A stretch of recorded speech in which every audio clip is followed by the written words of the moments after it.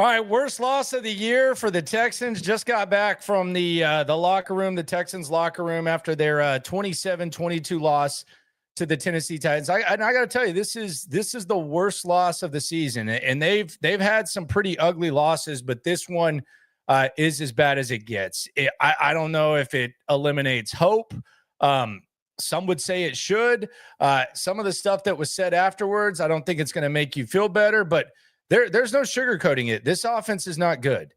And this offensive line specifically is such to where if you're an optimist and you have big hopes for the Texans and you were thinking this is when it was going to be like one of those years where perhaps the Texans are able to make some sort of run and take some sort of step and all the stuff we've talked about, I don't know how you still feel that way at this point. Just watching this squad, this game was a situation where there were some lapses on defense, and we can sit here and we can talk about, the defense gave up a couple of big plays, and they did.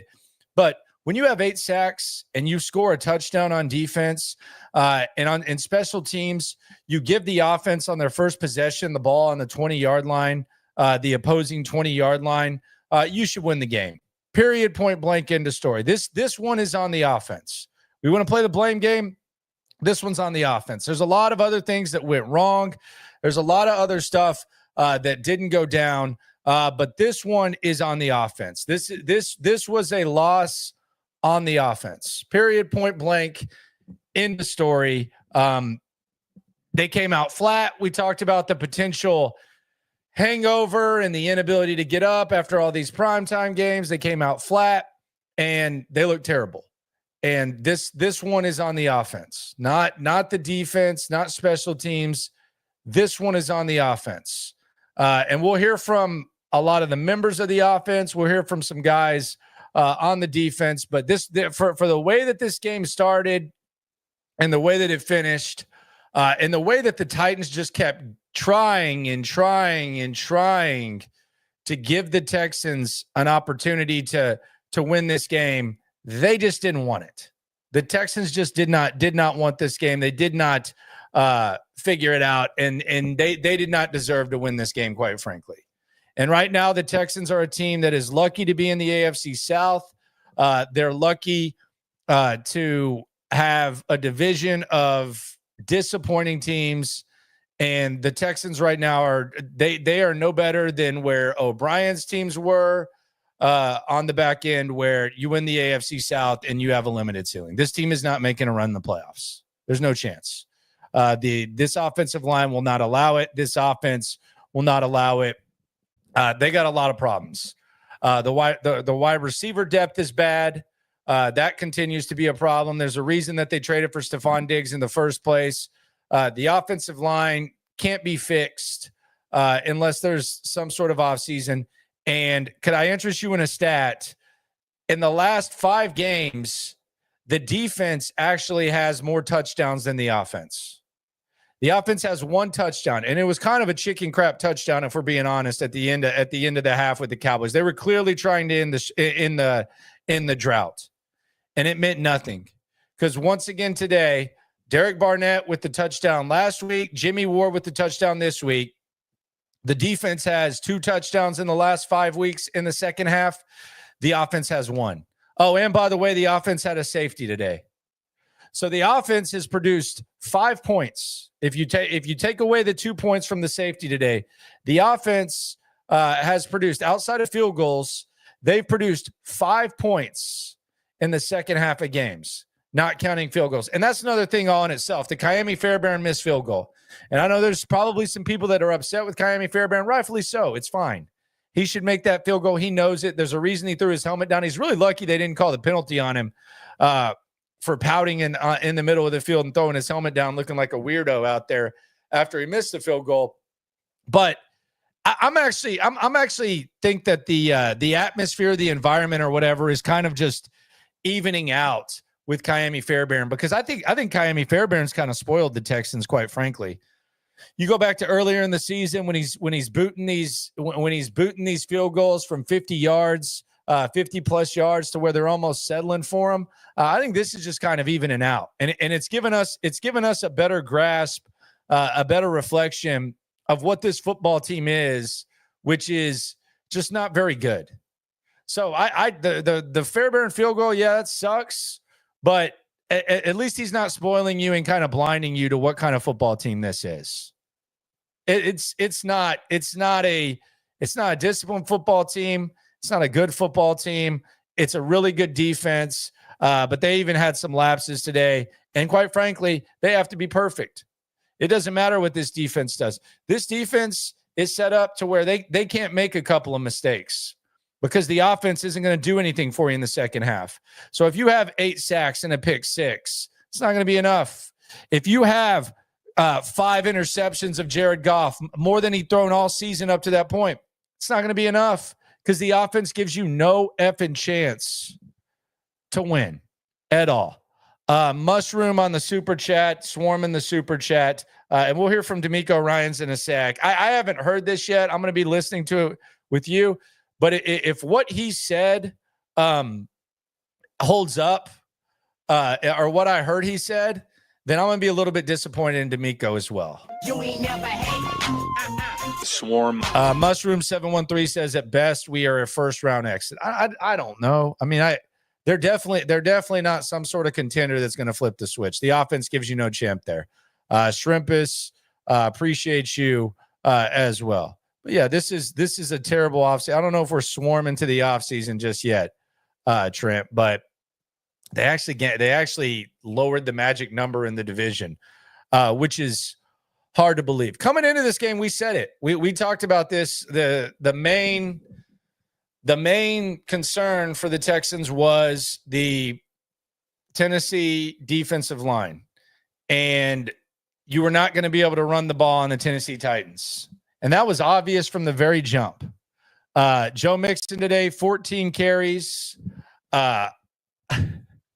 22 yards is what Joe Mixon had.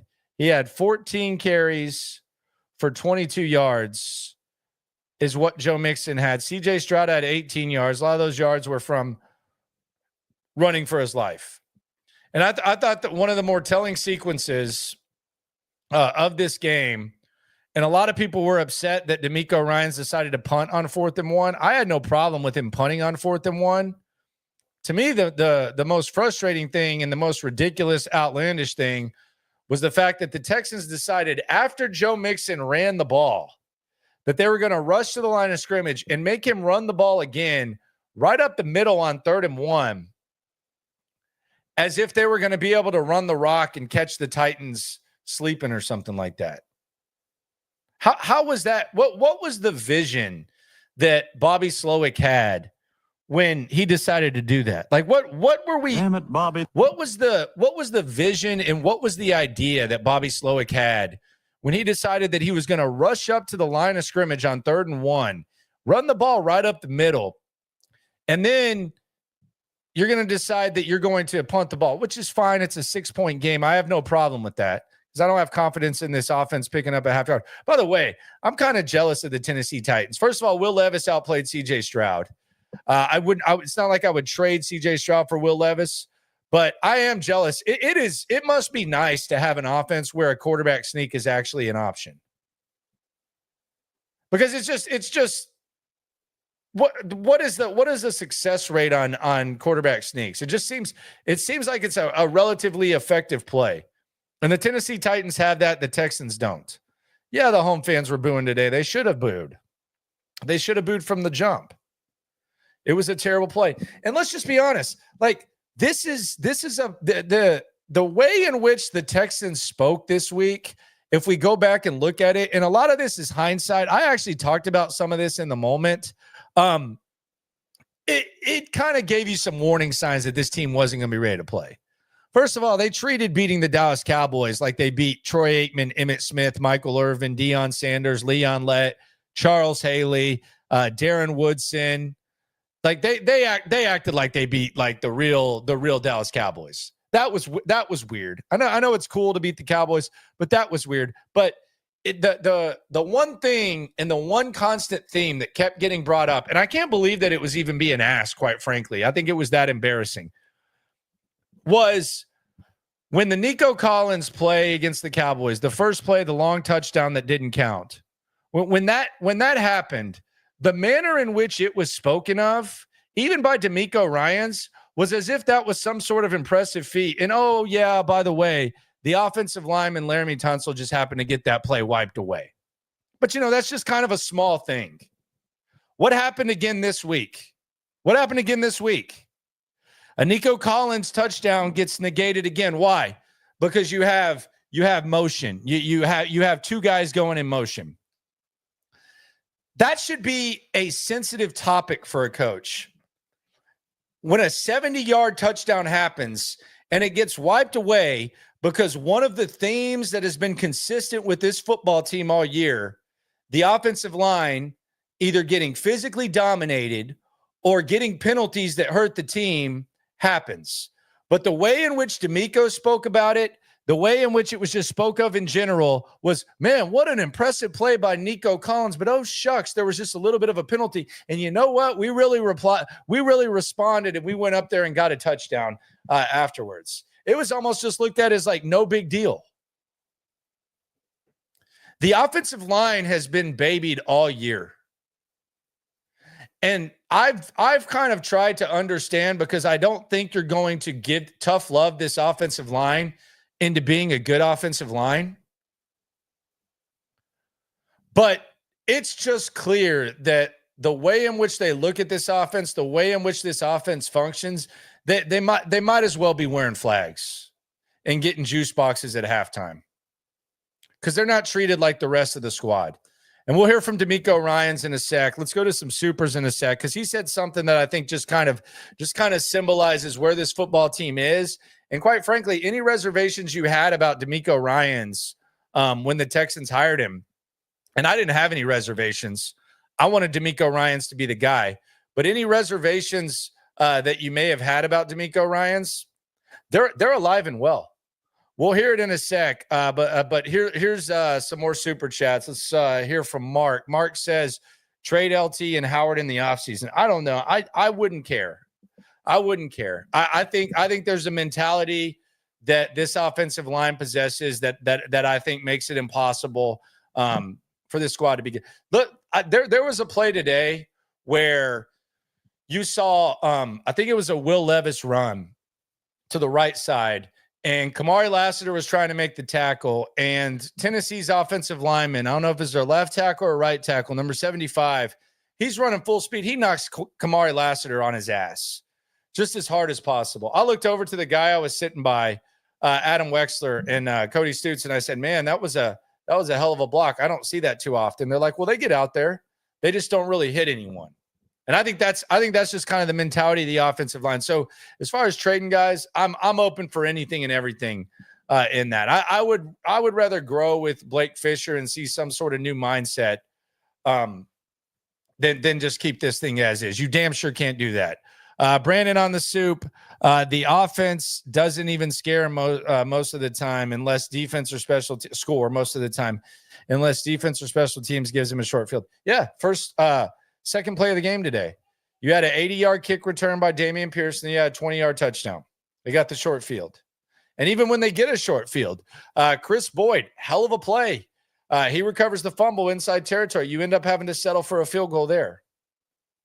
They don't take advantage of the opportunities they get. Hell, at the end of the game, you had the defense force a 3-and-out, and the offense couldn't do anything at the end. They had a lot of opportunities courtesy of the offense. Kareem, not sure if CJ is shook or just doesn't trust his surroundings, but, man, he was not great. Bobby big braiding himself again today. Zero trust in Bobby. Yeah, I understand that. I don't see why you would trust damn it, Bobby Slowick right now. I don't know what's up with CJ. Will Levis outplayed him. Period, point blank, end of story. We'll hear from him in a sec. But he wasn't good either. H-Town 94, Bobby Slowick, worst OC in franchise history when you account for talent. Fire him now. I don't know whether you fire him or not. I would make the change at this point. I would very much consider it. Or you got to change something on offensive line. Change something. That's the bottom line. Change something. Move Titus Howard to guard. Move Blake Fisher to right tackle. Change something. That's where it should be right now. Change something. Figure something out. Make some sort of move. Quit just going about this and saying, we got to be better. We got to execute. Make some sort of change. Schedule's about to get a hell of a lot more difficult. Rob says, I've said DeMeco seems too much of a buddy-buddy coach with players, and they're too undisciplined as a result. I disagree with that. His defense is fine. His defense is fine. It's the offense. And when DeMeco Ryans was hired, and we're about to hear something, it's going to drive you effing nuts. Because I know a lot of y'all haven't heard this yet. But the defense is fine. Defense gets the job done. Whether Will Anderson's in there or not, 2 sacks for Will Anderson in his return. Danielle Hunter, 3 sacks today. They get the job done. It's the offense. And that was the biggest pushback on DeMeco Ryans hiring. He's a defensive-minded coach. You need a guy who knows offense. DeMeco is functioning right now as a guy who does not really have a grasp of the offensive side of the ball. And you can say, well, there have been injuries and they don't have a good offensive line. There have been injuries on defense. Those guys are coached up. His specialty is fantastic. The explosives got the best of them today. They gave up a couple of big plays. One early, one late, but they still had a shot. Like if the offense does the equivalent of what the defense did, you win the game. They do the equivalent of what special teams did besides Fairbairn, you win the game. They couldn't do it. Nathan says this game reminds me of the 2019 game against the Broncos. 2019 against the Broncos. Man, that was an assing, dude. That was a beatdown. You're talking about the Drew Lock game? Yeah, I don't know about that. Like maybe you're just as pissed off and the Broncos sucked and all that. And that was before you took on the Titans. But that was an absolute beatdown. That was the you suck too, mother trucker, Bill O'Brien. That was Kareem Jackson coming back, getting the fumble touchdown. I think, what was it, 28-3 at half or something like that? Yeah, that was nothing. That was just a complete beatdown. This wasn't a beatdown. This was just pathetic. And playing down to competition. But yeah. Let's hear from DeMeco Ryans. See what he's got to say. He said something, at least I heard. I want to get the full context of it, that I think is very troubling to say the very least. Here's DeMeco Ryans addressing the media. DeMeco, that was a moment late in the game after CJ had been called for that safety where cameras kind of caught you, your eyes were wide. I was just wondering what you were thinking in that moment. It's a disappointing loss for us. We didn't do anything well enough to win this game. Out of all the positives that we did have, there were way too many negatives, right? Too many negative plays, right? We score, we get a penalty, we get touchdowns called back, get penalties on special teams. It's just way too many negative plays defensively, like unexplainable, right? Explosives for touchdowns. It's just, we didn't play good across the board. And that starts with me, obviously.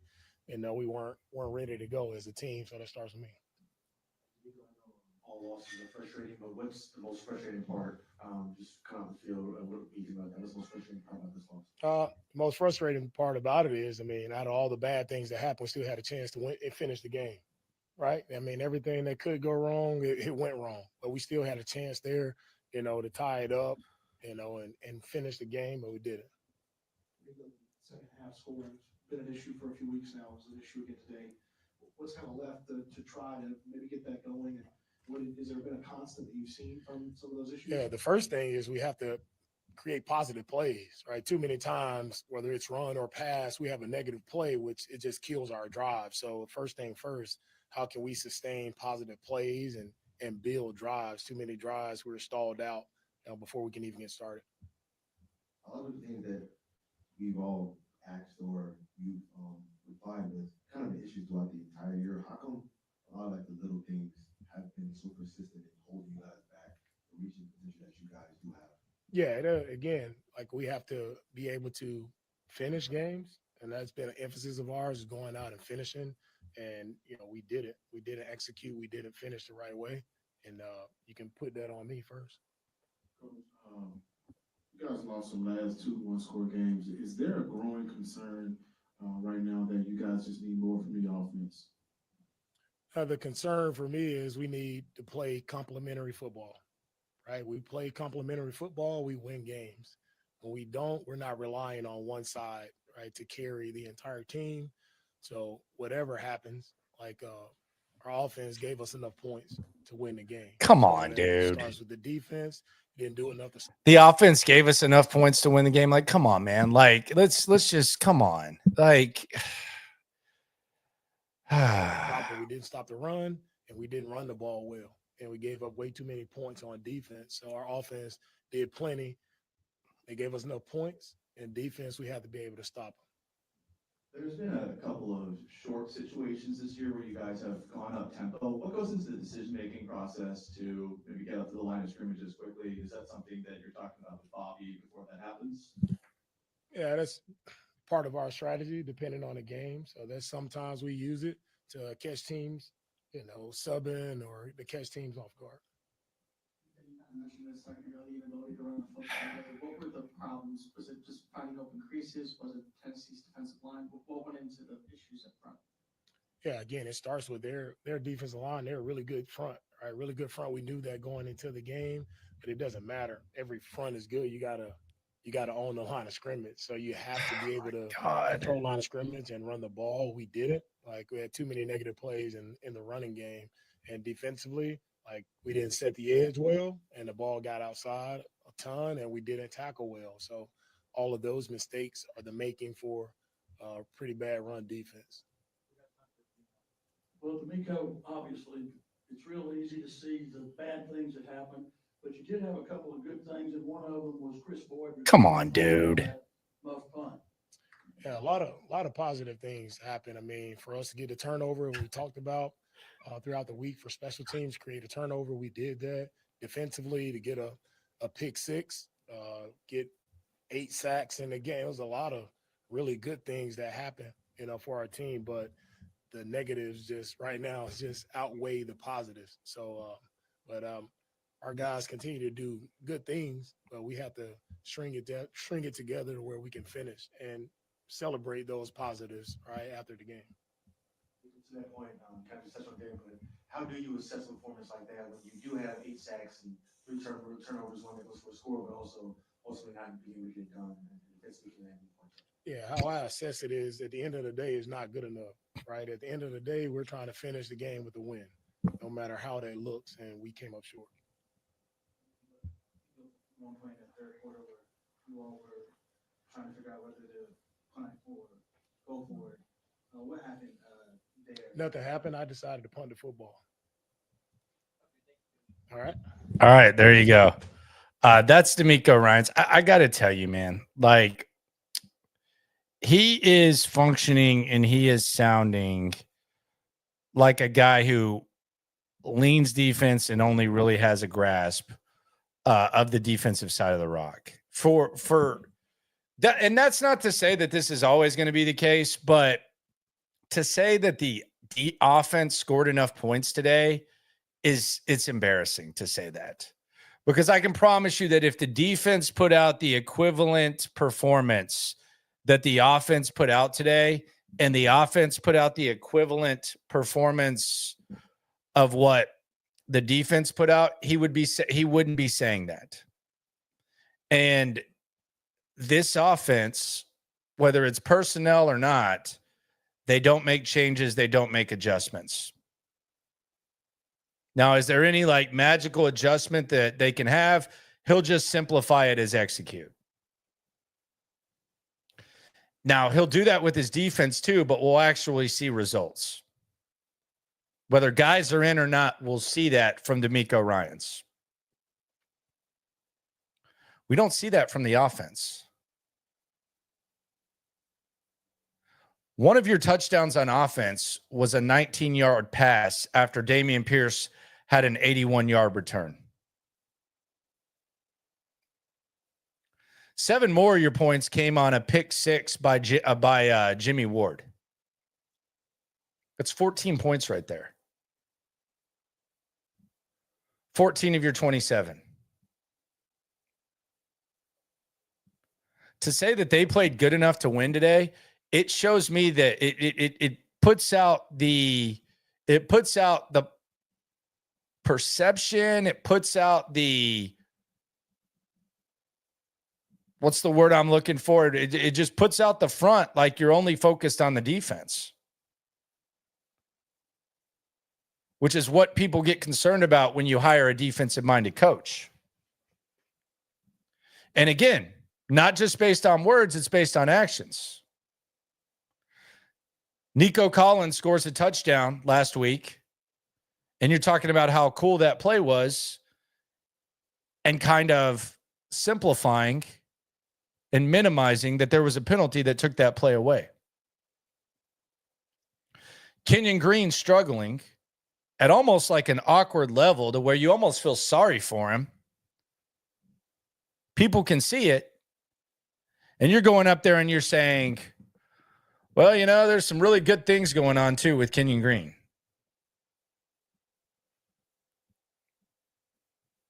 When we know damn well if the equivalent of Kenyon Green was happening on defense, something would have changed. It wouldn't have taken an injury for that change to be made. So when I hear DeMeco Ryans say that, it's concerning. Because I don't know that they're going to change anything on offense. I can promise you this, and I can say this with 100% certainty. And you can chalk this down to either coaching or you can chalk this down to personnel. I promise you, they're not going to be giving up too many explosive plays next week. That is going to be a point of emphasis. And as long as DeMeco Ryans is overseeing that defense, I think you're in good shape. But this offense is neglected. It's limited. It's neglected. It's embarrassing. It's pathetic. They've scored one touchdown in the second half in the last 5 games. That's 10 quarters. That's 2.5 games. That's the equivalent of 2.5 games. 2.5 games. This offense, when it matters most, when it's supposed to be, oh, they're going to go make halftime adjustments. You hear that all the time. This offense, they've scored one touchdown, and it was a bullshit touchdown against the Cowboys. They were clearly just trying to get in the end zone to get rid of this embarrassing streak. They scored one touchdown in the second half in the last 5 games. Defense has scored 2. And you hear DeMeco Ryans say, when asked about this earlier this year, I think it was 2 or 3 weeks ago, you hear him say, well, you know, like it's not like there's some sort of pixie dust you throw on and, you know, there's some halftime adjustments, you know, it doesn't really work like that. It's, you know, blah, blah, blah. Okay. Then a week later, you ask him about how they were able to fix something in the second half. He said, well, we adjusted at halftime. He sounds like a defensive coach that is limited offensively. And that's what the football team looks like. That's what the football team looks like. For him to go up there and say the offense scored enough points today to win the game, how low is your bar and your standard? Because it's clearly high for your defense. Your defense had 8 sacks and a touchdown. They gave up a couple of big plays. You don't want that to happen. Eric Murray got put on skates. I think they're still looking for his jock strap on the 20-yard line. You had the tight end after the pick 6, like the immediate score. That's pathetic too. That's embarrassing. I'm sure that he's not happy with that. But you had 8 sacks and a touchdown. You scored one less touchdown than the offense. And one of the touchdowns that the offense scored was because special teams gave you the ball inside the red zone and you scored on the first play. And you say that the offense scored enough and the defense needs to be better? You're kind of telling on yourself there, DeMeco. You're kind of telling on yourself, coach. And I'm a big fan of DeMeco Ryans. I love DeMeco Ryans. I think he's doing an excellent job.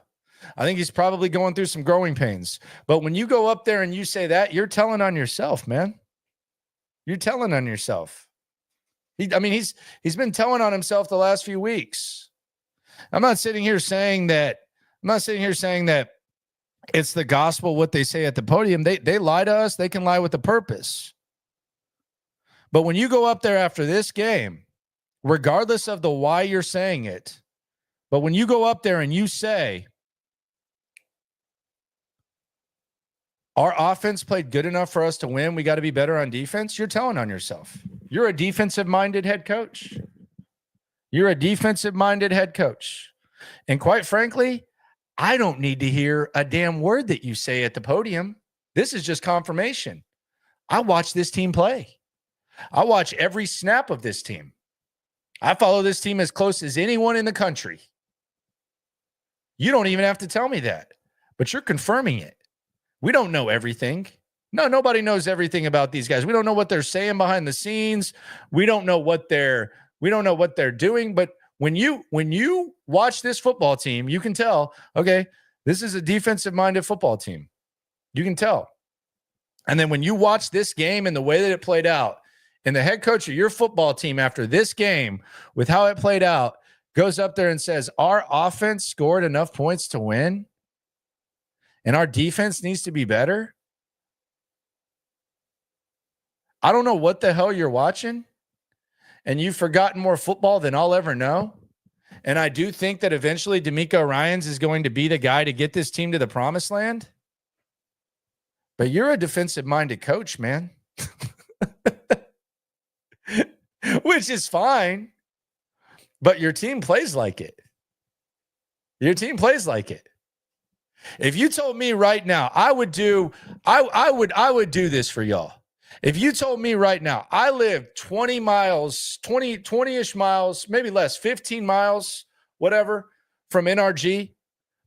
If you told me right now, for the sake of the city, for the sake of everybody in this chat that wants the Texans to do well, if you told me for the sake of the city, for the sake of the Texans, if you walk barefoot right now back to NRG, and you just got home from NRG, but if you walk barefoot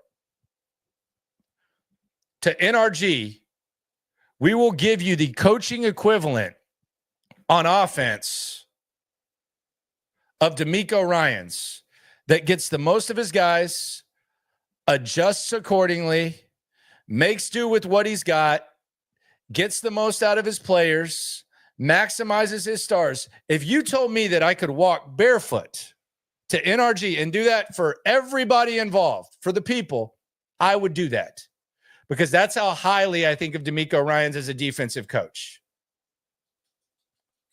It's complete opposite on offense. And for him to go up there and say that the offense performed well enough today, he's telling on himself. Maybe that's holding his defense to too high of a standard. And maybe that's just the reality of the situation, which could be the case. But you're telling on yourself, man. And we see it. Not saying that's permanent or anything, but that's just the reality of what it is. This defense is really, really good. They have to be perfect to win. And this offense just flat out sucks. That's reality. Sorry. It's where we're at. On the super chat. You ain't never hate. Swarm. Bullcrap game. We need to win those types of games. It seems like we just felt like we thought it was an easy win. Showed up why we aren't capable to win. Yeah. This was, you've gotten up for like the primetime games lately, and we've seen the Texans do it. And then this one, a little noon game on a Sunday against a bad football team, they didn't get up. But let's be honest, did they really get up for the primetime games? They get up for the Jets game? They get up for the Lions game? The offense disappeared again in the Lions game. Defense forced 5 turnovers. 5 interceptions. Jared Goff, he had 4 going into the game. He had 5 in that game.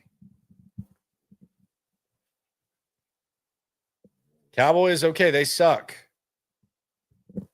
But like I'm not dismissing it. I'm not saying it's not true. I'm just saying like that almost sometimes it almost comes across as like they wanted it more when people say that. It's like, well, the hell does that mean? They wanted it more. Looked the same to it was a different version. It didn't play out the exact same, but it was kind of the same as the Lions. Didn't score a touchdown in the second half. Defense had like a season high performance. It was interceptions against the Lions. It was sacks today, and you lose the game at the end. Looks kind of the same to me. And I'm sure DeMeco blamed the defense for that one too. They call me Mr. Nobody. We are about to witness the same meltdown the Jags had last year. Who's the Texans, though? Because the Texans kind of found their groove a little bit late in the year. Like, I'm not like, if this were a good division and they were like an okay team I could point to, then maybe I could agree with that. Who's gonna take it? It's damn sure not Josh Allen and the Titans. He's still horrible. So who's taking it? Would be my question. Like, who's doing it? Who's going to get it done?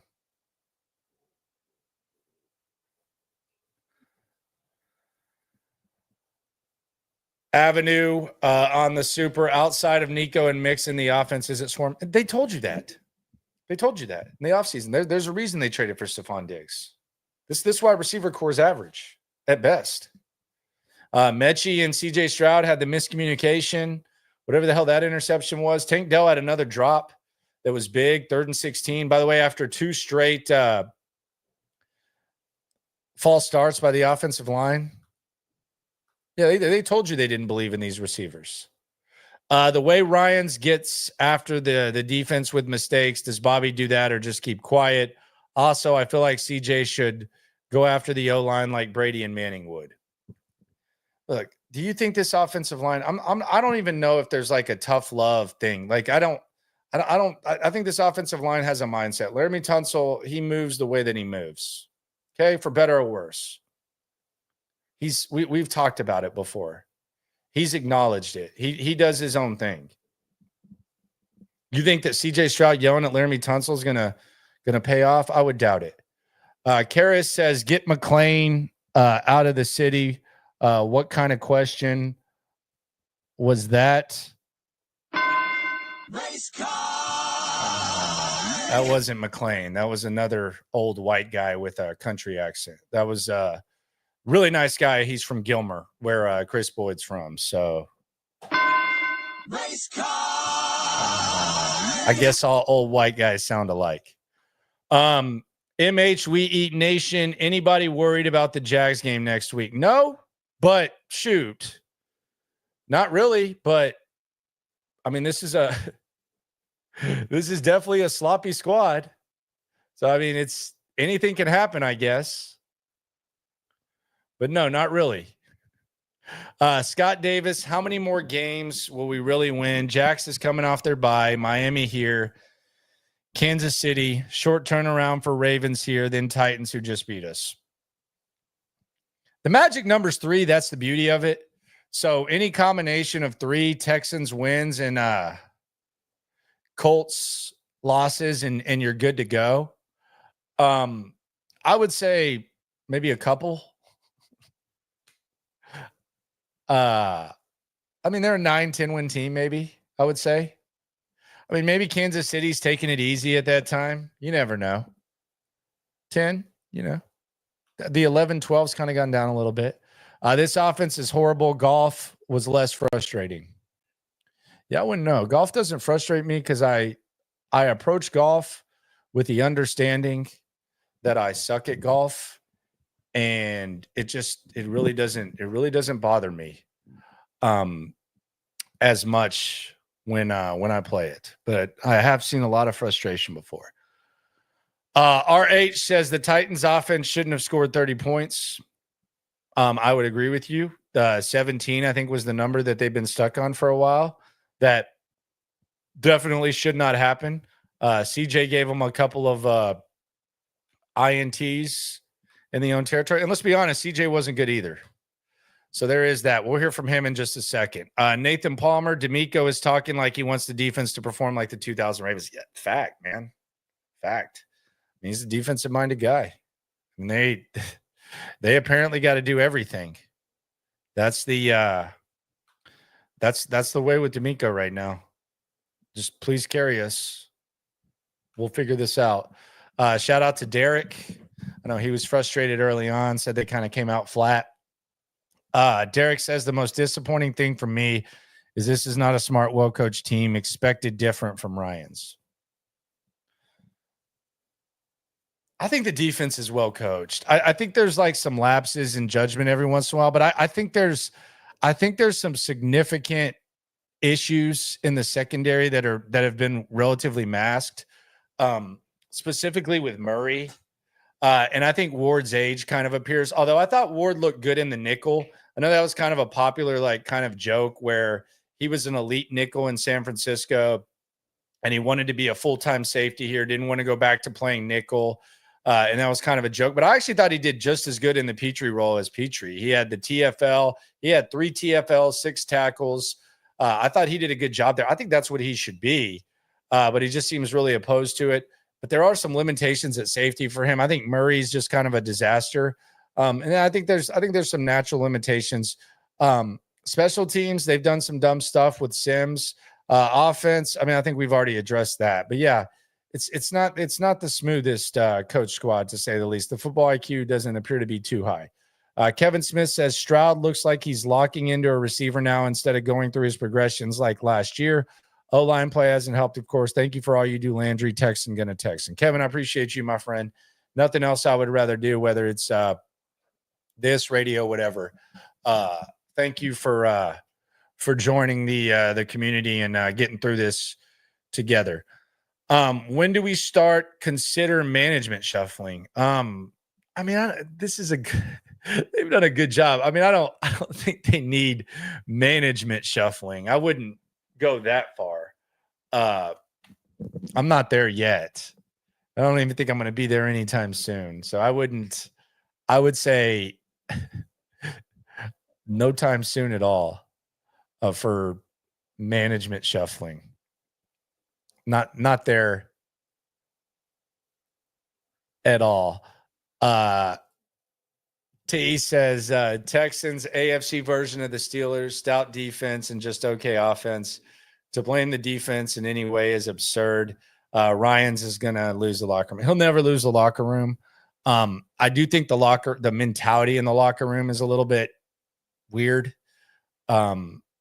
Especially on the offensive line. It's strange. I'll give you an example. I don't want to like be vague, but I'll just pull this up. Like, this is Juice Scruggs, who struggled. I caught up with him after the game. And just to give you like an idea of kind of the locker room, here's Juice Scruggs, how he's talking about things, being kind of one of the faces of the most frustrating part of this football team. We got to figure it out. We will. Is it a unison thing? Is it a one guy doesn't get it done thing? What's kind of not about at the end of the day, 11 on the field, we're a team. So can't point a finger at one person. At the end of the day, it's a team effort. We just got to be better. I apologize. I'm going to ask, how do you guys get these things fixed? You guys have been talking about a lot of this. I know DeMeco's harped on it as well. What gets it fixed? Putting our mind to it, coming in. Put your mind to it. Just getting back to the basics for real. I think that's what it's going to start with, and just taking it day by day. Are you confident it can get better? Yeah, for sure. For sure. I know, like I just said, that's not us. How's that not y'all? The game we just played, that looked like football. Them. We know that, and we'll be better. That's the thing I'm talking about. That's really confusing with this squad. Like, y'all watch every play with the Texans, right? Like, I'm assuming most of y'all do. That kind of looked like the Texans to me. Like, did that not look kind of what you're used to when it comes to this Texans offensive line? Like that looked. I felt pretty comfortable. I mean, I didn't look at that game and say, damn, who are these guys? I haven't seen this all year. I mean, he's saying that's not us. How not? I mean, we've been watching this. Look like them to me. Let's hear from Titus Howard. I wasn't even in this scrum. Let's hear what Titus Howard had to say after the game. Here's Titus. We'll hear from CJ in a sec. 20 penalties, bad times. I can only speak for like my group. We didn't run the ball good enough today, so we're gonna take part of the blame on that because we all gotta find ourselves to get Joe the best look possible and run the ball. So I feel like we didn't run the ball good enough today.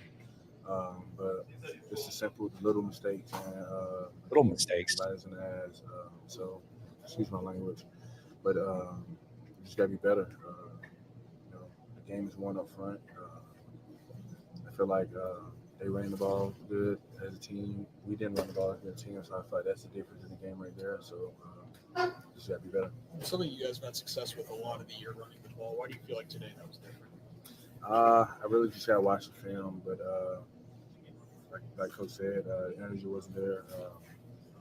Those guys brought it to us, so we didn't respond well. So we just gotta find ways to treat every opponent the same and just come out here and be ready to play every week. I think that's something we can do to grow as a team. So we just gotta, flush it, watch the film, see what we can learn from it, and just think about the rest of the season, what type of team we want to be, where we want to go, and just go from there. As a team, when you're not playing up to your potential, how frustrating is it? You guys aren't playing up to that type of standard. Yeah, it's definitely frustrating because, we all set goals at the beginning of the season. We know the type of players we got on this team, so we just got to go out there and play our brand of football, and I feel like today we was complacent.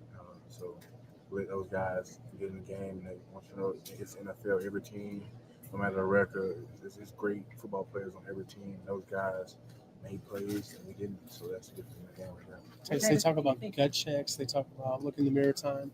Does this feel like this team has reached a crossroads? You're either going to go up or you're going to stay like this? We got to make a decision. We got to make a decision on who we want to be for the rest of the season. We can't keep winning one week, losing the next week. It's not good football. So it's getting to the end of the year when you're getting close to playoffs.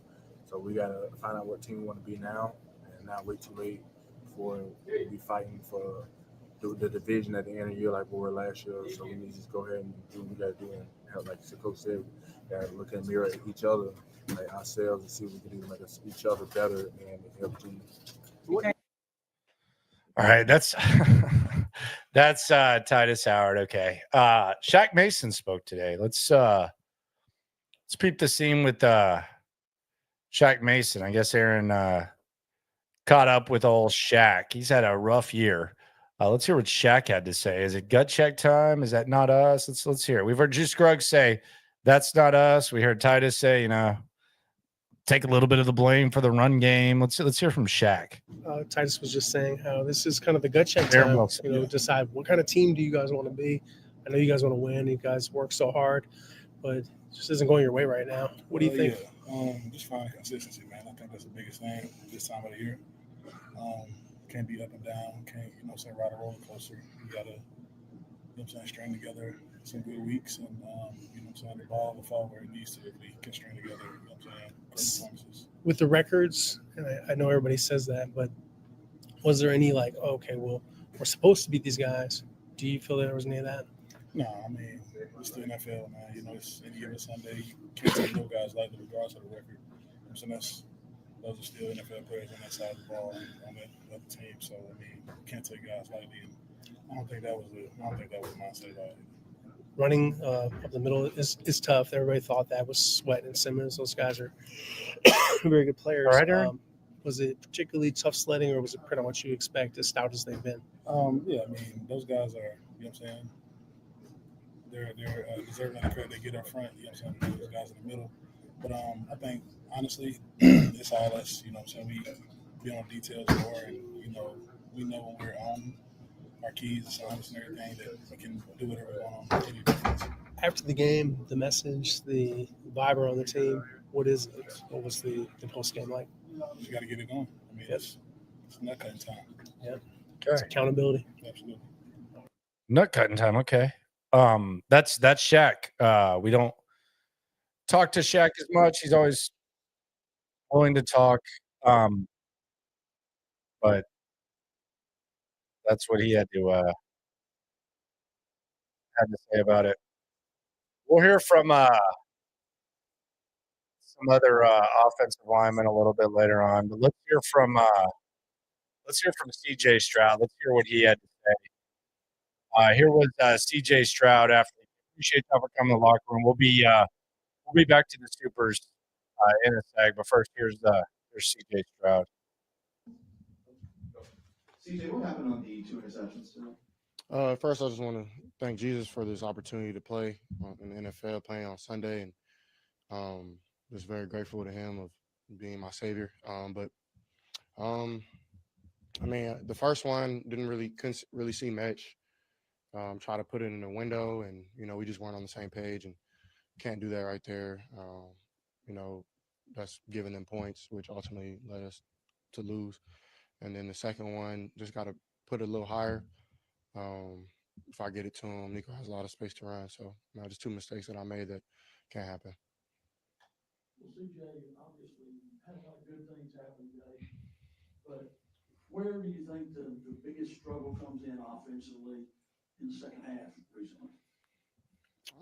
You can point a lot of places, but I always point at myself. I'm the leader of the offense. I got to get us rolling, get our rhythm, and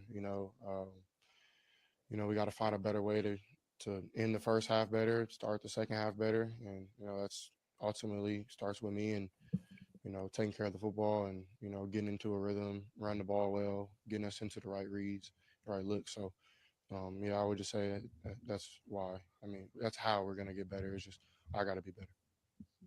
Going in, you have 1 more game for the bye week. How do you make sure that you guys get back on the course, go into that bye week fully healthy to be able to come back out for the final 4 games of the regular season? Got to practice really hard. Got to be really on each other. Everybody has to look yourself in the mirror and try to get things fixed. So that'll be the plan for this week. Practicing, getting better. Personally, I got to get better. As a team, we have to get better. And trying to go to Jacksonville and get a dub before bye week. CJ, is there ever a sense of how we're in this position again when you face some of these second and third and longs that feel like have been consistent for a few weeks now? As they were wondering, like, how does this happen again? How are we in another second, third and long situation? Not necessarily. I try to one play mentality as best I can and try to execute the next play. So whatever down the distance it is, I try to put my team in the best position to get the first or to get an explosive or whatever we need to, to help the team. So that's just my mindset when it comes to that. Obviously, you have all the time in the world. From your perspective, what do you have to do? You say you're a better person. What do you have to do to improve on to help get the offense back on track? I got to just practice better, play better. I mean, it's no secret. I mean, I haven't been playing well personally from my standard. I have a couple good drives, couple good plays here, but it's just up and down right now. So I got to just, for me, I feel like it starts with practice and then it comes to the game, staying focused. And I mean, I've been focused. I watch as much film as anybody. And it's just sometimes it doesn't go your way. And, I got to be harder on myself and, realize that, games can't come down to me making plays. And, I didn't make enough and I gave up the ball twice today. So I got to just be better. And I know that. So, but it's no time. I'm not going to hold my head down. I'm going to, keep my chin up, chest high, and just, I know I'm still a great player, but I got to just, put better stuff on the field. CJ, how much has some of the pressures and the sacks earlier on in the season caused you to be in the pocket later on this season? Not much. I mean, I would say I've been pretty comfortable. Today I was pretty comfortable. We went, I think, 3 quarters without a sack, and then the 4th quarter gave a couple, and some of them were my fault. So, yeah. No, I he's would taking say the blame. I'm not really too affected by them. I try to sit in there as best as I can, or when it's not open down the field, then I try to take off and make a play and, just be smart with my legs as well. But I haven't really let it affect me too much. I see 2 quick kind of questions. questions. What was supposed to happen on the play that you all got called for illegal motion? Mhm. Then I'll ask the second quick one after that. What was supposed Yeah, to I mean, happen? He's supposed to we score, have a quick J.A. motion with Tank, and it was miscommunication on my part in the huddle, and two motions at the same time. That play kind of maybe seals the deal. You go down to one, or I don't know if Nico scored. I stopped paying attention, but if he scored, then we give our defense the chance to stand up and then run it out, or we're on the one, run it in or throw it in, and then we give our defense another chance. So that's things that can't happen. I got to be better in the huddle. I got to give the play better and, make sure guys are on the same page. And even when we break the huddle, still communicate a little bit and make sure, everybody's doing what they're doing. But yeah, it was my fault. Not being sacked in the first three. Did you feel like the Titans brought more pressure in the fourth quarter? Or was it something? Did they bring more pressure in the fourth quarter? No. They brought a zero, and then they brought a couple dropout mans and things like that towards the end of the second half. The end of the first half. Second half, they brought in a zero and some little one-backer replacement pressures, but nothing insane that we didn't think about. But ultimately, yeah, I wouldn't say it affected me. CJ, you mentioned it a little bit earlier to Jonathan, but can you talk about the challenges just collectively you guys are having on offense from the communication standpoint? Haven't we already done that? It really hasn't been that crazy. There's a couple protections here, a couple things there, but I wouldn't say there's been too much. But that'll cost you the game is one mistake. That's NFL. That's they're the best players in the world. And I told you guys how good the Titans defense was, and we got to be better as an offense and give our defense a chance to stand up at the end. Collectively, it seems like the little things offensively that have been happening all season long in terms of just little mistakes, talking about illegal formations and things like that. At this point, what from an approach perspective in practice leading up to the game, what can you guys do differently to maybe get different results? Got to keep practicing and keep playing. You tell me. I don't know. That's all I know how to do is just practice better, play better, meet better. Tell him, Paul. Do everything better, and when it comes out like that, it's not fun, but it's part of the game, and we'll use it one game out of the year that'll teach us a lesson. Sadly, we have to learn right now, or it'll teach us in future years. And for me, I'm just going to use this as a time where I need to look myself in the mirror and get better. So, all right, Joe. All right, there you go. That's CJ Stroud. A lot of people talking about his spirit seems crushed. I don't know whether it's crushed or not. I just know it's not great. What's going on with the we will hear from Jared Patterson. I've never talked to Jared Patterson. I'll be honest with you. Today was the first time. I actually enjoyed the vibe of Jared Patterson. I feel like it was a good vibe. Better grasp than I would say probably Titus. We've heard all the perspectives of the offensive line for the most part. Hadn't heard from Jared Patterson. We'll hear from him in a sec, but most importantly, and this is the most important part of this. You ain't never hate. Swarm. Let's hear from the community. McNair needs to make the call for Slowick's demotion. I would let Caserio or DeMeco make that call. I don't know that DeMeco cares about offense. I think he's just focused on defense. So DeMeco's probably looking more closer at Eric Murray and the fourth string D lineman than anything like that. He's not worried about the offense. They did fine today, according to DeMeco. So yeah, I don't know. He's even looking at Bobby might get a promotion. He did a good job according to DeMeco. Brandon says, you think we'll see some change at OC or more gaslighting? It's gaslighting. Let's be honest. They're not going to change anything on offense. The offense was good enough. You heard what DeMeco said. DeMeco said the offense was good enough. That was a hell of a performance by them. 2 touchdowns, one of them on a 19-yard short field. One touchdown the last 5 weeks. Defense has got to be better. You heard DeMeco. That's the coach. He's telling you that. Kyle says possible the defense is putting too much pressure on themselves to create big plays. since they know the offense is crippled. Reason for big plays. Big plays will happen. When you have Eric Murray at safety, big plays are going to happen. I don't think they're putting any pressure. They had 8 sacks. Every time that the offense needed a second chance, they got a second chance. Kaimi Fairbairn missed a 30-yard field goal. And by the way, he's lucky that he didn't get a flag for throwing his helmet on the field like an idiot with 3 timeouts left. Defense got a 3-and-out after that, and they kept a timeout for the offense. Obviously, they don't need to give away those big plays. We agree. But when you have Eric Murray at safety, there's gonna be situations. Jimmy Ward every once in a while is gonna give up the big play. But 8 sacks, multiple times you gave them a short field to work with, fumble recoveries, and the offense does nothing. I don't think the defense is. I think the defense don't change a damn thing. Maybe a couple plays here or there. Don't change a damn thing. Keep doing what y'all are doing. It's a damn good defense. Rick, shout out to you. What's the deal with the second half implosion stuff? Just play calling issues, or the dudes eating pizza in the locker room? See, that's a fan right there. You're talking about the Tom Herman, Maryland pizza. I called it Pizzagate at the time. Serious question though, for real. Drop off is wild. Help me understand. I just don't think Bobby Slowick knows how to make adjustments. I've said this 100 times. Bobby Slowick. This is how I would start looking at Bobby Slowick.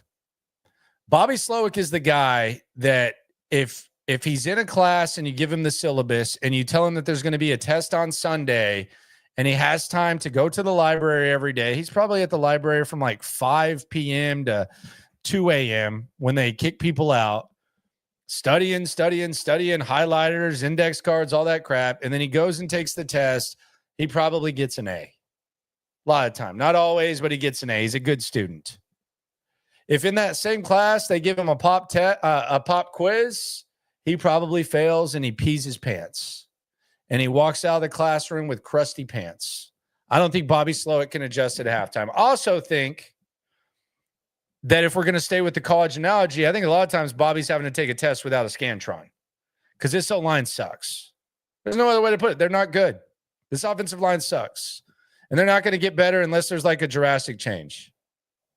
If DeMeco Ryans honestly thinks that he's just going to throw this same offense out there and Bobby Slowick, and they're going to do the same, and they're going to be able to figure something out, he's mistaken.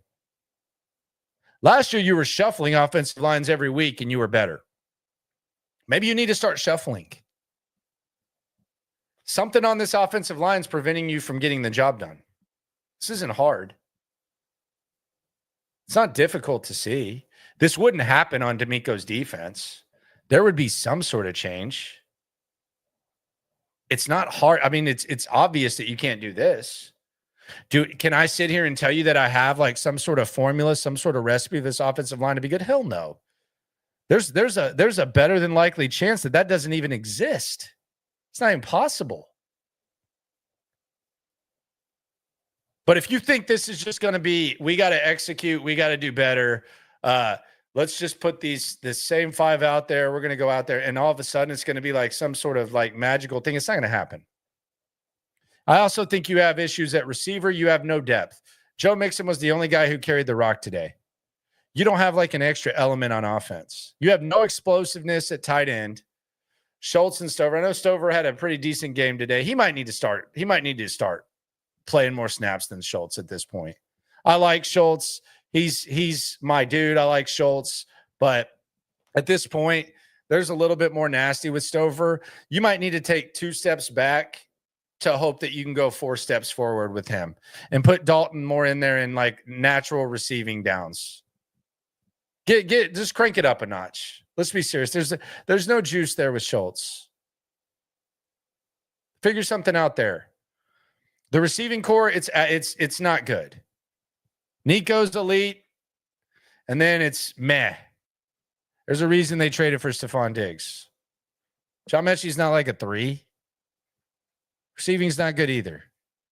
Make some changes. Why not? What's the worst that can happen? What are you going to not score in the second half? Like, are you gonna change the offensive line? Golly, how many games are left? What are we at? 7-5. We got 5 games left. What's the worst that can happen with changing the offensive line? What are you going to score 1 touchdown in 5 weeks in the second half? Well, that would be terrible. It's what you're doing right now. Let's hear from Jared Patterson here on the Locker Room Post Game Show. All love to everyone. Appreciate y'all for coming through. Be sure to subscribe, like, right along. Very blah atmosphere today. Jared Patterson. Don't hear from him too much, but this is Jared Patterson, your new center. That was a change. Now, Kenyon Green got hurt, but that was a change. Here's Jared Patterson. The overall frustration of the loss and everything that went on up front in the trenches today. I mean, it's just disappointing, like, a chance to go out there and win the game and don't execute. We didn't do our job. It's disappointing. Not much else to say other than that. What does the execution come down to? Is it communication? Is it just winning your one-on-ones? Is it all of the above? I think it's a combination of that. Like, all 5 guys got to be on the same page. And at the end of the day, like, there's times you got to be one-on-one. Like, we got to do our job one-on-one. Like, that's football. That's what it is. And you're confident that y'all be able to get it right? 1,000%, yes. So it starts this week. Come back on Wednesday and practice. Like, gotta watch film tomorrow. What happened is what it is. You gotta move on and get ready for Jacksonville. We gotta show up, and we didn't show up today. DeMeco said he felt like the offense did enough. The defense didn't finish the game. Do you guys feel the same way? And they're like, we don't want to go like, offense, defense did their job. Like, we don't want to put it, against each other. But at the end of the day, like, we had opportunities at the end. We could have scored there. At the end, instead of going for the field goal, we got the ball back, had another chance. At the end of the day, like, our mindset's we're trying to score every single drive. So when we don't, we got to look at what happened, how do we fix it, and then move on. What gives you that confidence that you will turn it around? We got 7 and 2A back there, and Neek and Tank, all the guys we do, and our coaches, like, we got that confidence. Like, we got the dudes, but, we got to put it together at the end of the day. You can't just look at the paper and be like, oh, yeah, we got the better dudes, we'll win. Like, you got to show up and do it. Thank you, man. Why is it so tough to run the ball first down? Thank you, dude. I'm not sure. I mean, I think part of it's like the way the linebackers playing today. They play a little different than we saw. I mean, instead of playing over the top, they're playing back, back door a lot of the run. So we just got to be on it and expect different looks and just execute at the end of the day. There you go, execute. That's that. I think it's a rule. I think it's like a team rule. Like, they have curfew and then they have you. All right, whenever you talk about our struggles, we got to say execute at least once. We got to make that happen. For sure. Let's execute. We got to get our execute quota in. That's what we need. On the chats, Kevin Smith, shout out to you, Swarm in the soup again. You ain't never hate. Swarm. Bobby has lost the offense player. CJ Stone's lost him for defeat. He does sound like his spirit's crushed. We've seen it. I mean, we've seen it going back to Green Bay. Tank and Mix were slamming helmets and pissed on the sidelines. They should. I mean, they should be pissed. Tank should be pissed at himself. He had a big drop today. MHW Nation, I would give Kendrick another chance at guard. I would too. I would change something. Juice Scruggs didn't play him well. He's not playing worth a damn, quite honestly. Shaq either. Put him at right guard. I'll put Juice at right, then there. I would put Blake Fisher at right tackle. I'll put Titus at left guard. And then put Kendrick Green at right guard. Just shuffle around. Figure it out. Patrick says, the guy who is getting a free pass is Nick Caserio. What do you want to say about Nick Caserio? I mean, he's misevaluated the offensive line. It's been terrible. I don't know who he's getting a free pass from. I've made that very clear. I would trust Nick Caserio. Nick Caserio has the healthiest diet in the world. I would rather ask him for junk food recommendations than how to evaluate offensive linemen. So yeah, I don't know, like, who's he getting the free pass from? If you want to elaborate, my friend. Aaron says you're tripping, Locker. What is that? Like, be a little specific. You could be right. I've been known to do that. How am I tripping though? Let me know. Texas Flag. What was his name? Or his or her name? They, them. I don't know. Aaron. Yeah. I'm tripping like hell. Let me know. Amy Stink Adams is dancing now because they stumped us. There's no doubt. Amy Adams, the stanky one, is feeling herself right now. She's probably doing the stanky leg on the PJ, the private jet. No doubt about that. Nick's short carvings are our O-line for sure. I would I would 100,000% agree with that. Somebody got to get fired to show everybody they're not messing around. Yeah, I don't know who you would want fired. S. Jones, no, he's just not going to tell you what you'd like to hear. He did say that he's tired of offense having negative downs before they can make something positive. For sure. Yeah, I would agree with that. The one thing I will say I was kind of pleased with was Jimmy Ward playing nickel. And I've always thought it was weird how he's so anti playing nickel. He was good at it at San Francisco. He was actually one of the NFL's top 100 players when he was playing nickel on the back end. However, DeMeco Ryans and him promised that he would be a safety. And I asked the question, if Petrie goes down, he went down, who fills that role? Jimmy Ward was playing the Petrie role, which he's already played. I just didn't think that was a thing. I thought he was only going to play safety. He did a good job. 3 TFLs. He had the early blunder in the game, but that was at traditional safety. As soon as he went to the nickel, he was good. Played pretty well. He was on the opposite side of the big play. He had the TFL right before the pick six. Jimmy was all over the place. He's so good at this role, but he hates it.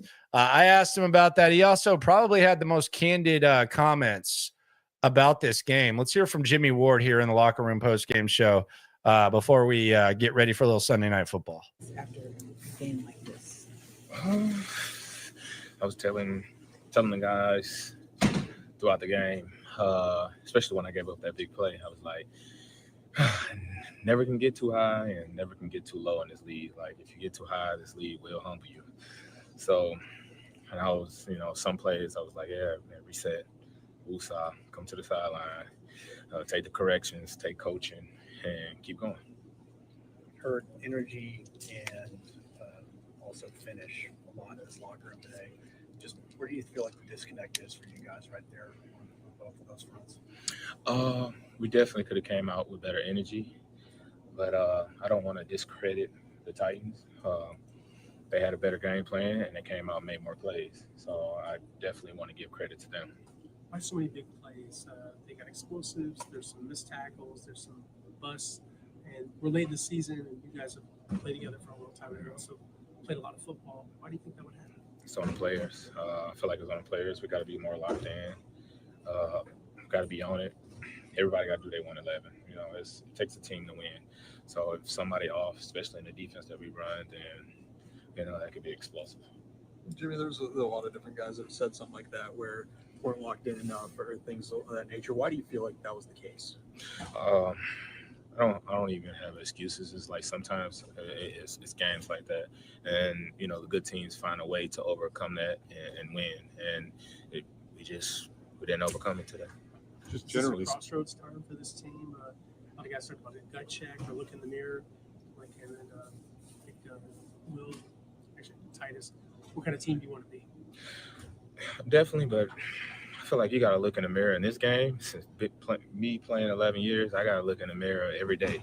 There's practices that don't go as good as I would like, and I have to look in the mirror. So I guess you can say that, some guys, after a loss, you got to look in the mirror, but I look in the mirror after a loss, after a win, because even if we win, it's always a play that I can do better. It's always something that I feel like I could have helped the team by, defeating a block and winning my one-on-one. Ended up playing some of the reps that it feels like Petrie would have had. Mm-hmm. You've done that before in San Francisco. How do you feel like that, man? Prepared to do that a little bit more if he's gone for a while? I just gotta do my 111. So whatever the coaches ask for me to try to help this team win, that's what I'm gonna do. I think it went well. I'll still think about some of the plays that I had, and I'm telling the guys to reset and all that. So, but I did good enough. But no, you know what? Take that back. I didn't do well enough. We lost. You and DeMeco have kind of had a joke about playing nickel, though. Do you feel a little different after going out there and having some success in that role, kind of second half? No, he knows it. There's still safety. No. I got No, it. you don't want to play nickel. I'm whatever Miko want me to play. He's the head ball coach, so he's gonna put me in position to make plays, and I just gotta make them. What Couple more. brings to this defense? How big of a loss is it when he goes out? Oh, it's big. His energy and just his physicality and just how smart he is, a smart football player, and like what he brings to this defense. Like, obviously you saw that out there. It's missed. So, hopefully, it's minor and he'll be back. Just generally speaking, a lot of expectations in this locker room for you guys and outside. Just to take a loss like this late in the year at home, just how frustrating is it? Oh, it's frustrating. Like every loss is frustrating. So, it sucks, to be honest to you. I gotta go home and watch film and put it to bed and start on the next team. But we gotta win. Gotta get this taste out of my mouth. It's any given Sunday. They say that each week in and week out, because anybody could lose. Like, everybody's good on this level, and like you can't take no team for granted. Can't take no team lightly, and sometimes if you go in the game and you do that, and you see the outcome. Were you guys caught off guard by how fast Okonkwo was on the 70-yard touchdown? I really need to watch film on that because I was on the right side. So, but he was a tight end, right? Great play by him. We play him again, right? Okay. All right. Thanks, Jimmy. know what the hell that was. That was interesting. But Jimmy did a good job at nickel. He needs to be a little more open to it. We don't know how long Petrie's going to be out. He needs to be a little more open to it because he's good in that role. Traditional safety, there's some flaws. I do think that teams are starting to, and you heard him say they had a better game plan. I think teams are starting to sniff out the Eric Murrays, the intermediate routes. They were putting Ridley in the slot early on. I mean, Westbrook, his over under was like 30 yards. I hammered that because they're very prone to get beat by tight ends in the intermediate routes, and they were able to take advantage of it. So we'll see what happens. I not pleased overall with the way this went. I think it comes down to the offense, though. There's no margin for error with the defense. That's very apparent. And the offense, a lot of times, they don't even give them much of a rest. So that's what it is. Ryan asked if I hit my Bet US parlay. I missed it by 7 Dalton Schultz yards. So it would have been 4 hundo. But no, I missed it by 7 Dalton Schultz yards. So I did not. Everything else hit. It's always one leg, isn't it? Always one leg. Appreciate y'all for coming through. Be sure to subscribe. Be sure to like. Be sure to ride along. A lot of gaslighting accusations from DeMeco Ryans. Hey, he says the defense has got to be better. That's what he says. Sounds like a defensive-minded coach to me. SNL Manana, 9 a.m. DeMeco Ryans will speak. We will hear from him. I'll be on the scene there. I'll keep you updated on that. We'll get through this week against the Jags, and then it'll be the bye week. The magic number, though, to win the division is still 3. It's gone down to 3. It was 4. It's 3. The Colts lose, so there you go. Southern hospitality continues. Appreciate y'all for coming through. Not the most fun post-game show, but let's be honest, it's always fun with you guys. Be sure to hit that like button. Be sure to subscribe. Be sure to watch SNL tomorrow morning in the locker room, 10:30 nightly. Always on the scene. Best Texans coverage in the game. Appreciate y'all for coming through. Yeah. Yeah. It's the locker room on YouTube. You know what it is. Let's get it. Hey. Locker room. Yeah, we in the locker room. Texas talk. Yeah, you know what we about to do. Localize every angle's what we really do. We the source, we the pulse of the city too. Landlocked, got the game in the headlock. Localize every time, can't stop, won't stop. Yeah, we top 2 and we not 2. Plugged in daily digital on YouTube.